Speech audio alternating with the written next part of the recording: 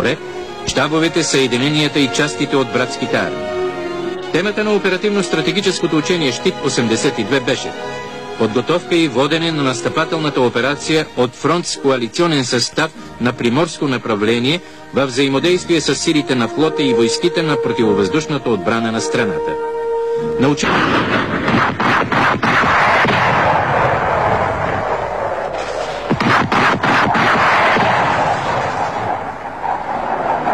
Група съветски самолети МиГ-27 нанасят мощни удари с ракетно и бомбово оръжие по подвижни цели на противника.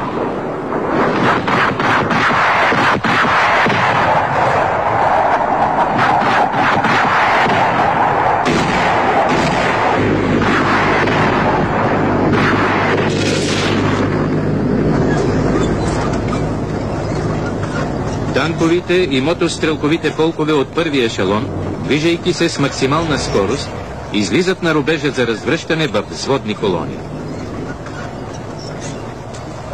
В боя участват танкове Т-72, Т-62 и Т-55.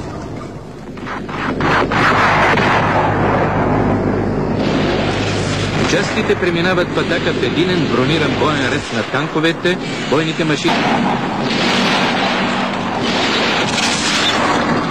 Първа линия от бойните редове на дивизиите от унгарската и чехословашката народна армия настъпват танкове, бойни машини на пехотата и бронетранспортьори, които унищожават разчетите на противотанковите средства на противника и живата му сила в опорните пунктове. Във втора линия се движат средствата на войсковата противовъздушна отбрана. Самоходната артилерия заема огневи позиции за поддържане настъплението на батальоните от първия ешелон. Изнасят се и пунктовете за управление на батальоните и полковете. Авиацията и артилерията преминават към огнева поддръжка на атаката чрез двойно последователно съсредоточаване на огъня. Танковете, бронетранспортьорите и бойните машини на пехотата атакуват предния край на отбраната на противника, водейки непрекъснат огън.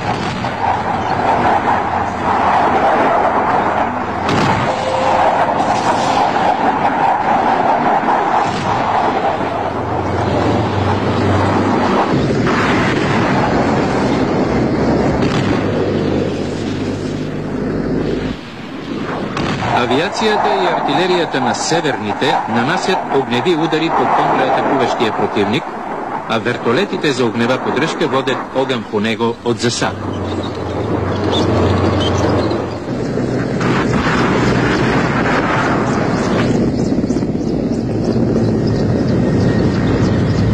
Благодарение на добре организираните бойни действия, 27-ма мотострелкова дивизия с част от силите си отрази контраудара на южните, с което осигури фланга на ударната групировка на 8-ма армия и условия за развитие на настъплението на направлението на главния удар.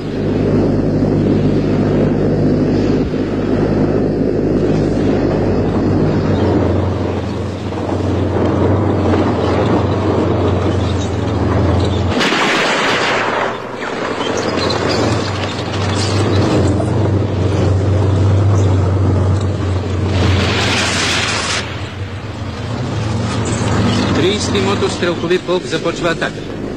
Първа линия настъпват щурмовите групи в състав. Мотострелкови взвод, танков взвод, отделение сапьори, отделение леки пехотни огнехвърлячки и взвод самоходна артилерия. Артилерията от закрити огневи позиции започва огневата поддръжка на атаката. Щурмовите групи снемат предпазните щитове и подхождат към дълговременните огневи съоръжения.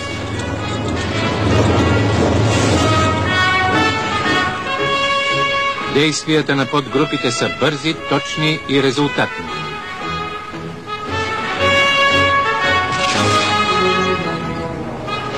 Особено ефективни за заслепяване на дълговременните огневи съоръжения и унищожаване на живата сила са огнехвъргачните подразделения.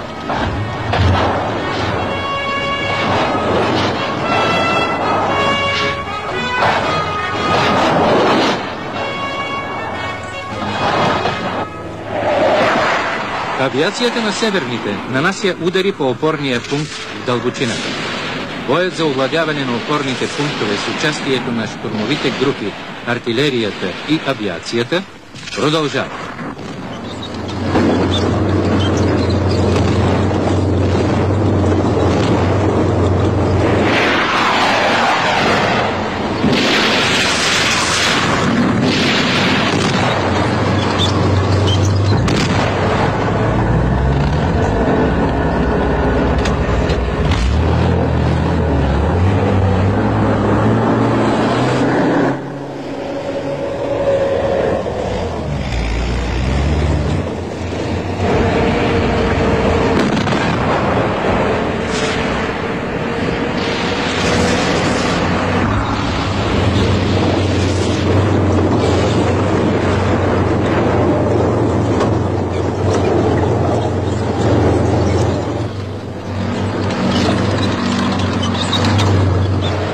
Мостови подразделения поставят на образите и рововете мостове за осигуряване придвижването на войските.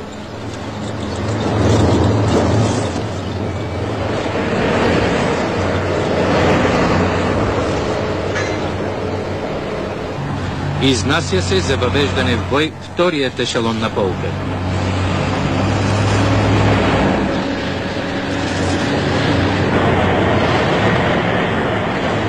Премества се на нови огневи позиции и самоходният артилерийски дивизион „Гвоздика“.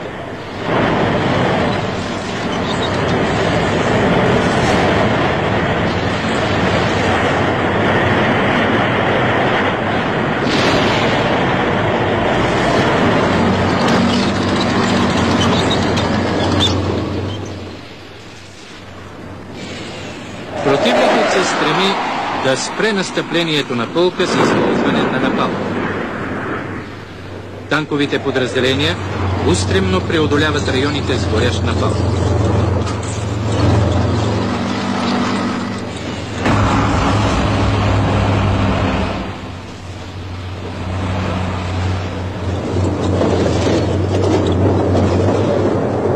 Обхождащият отряд стремително се придвижва за излизане в тила на укрепения район и за овладяване във взаимодействие с тактическия въздушен десант на планинския превал в района на местността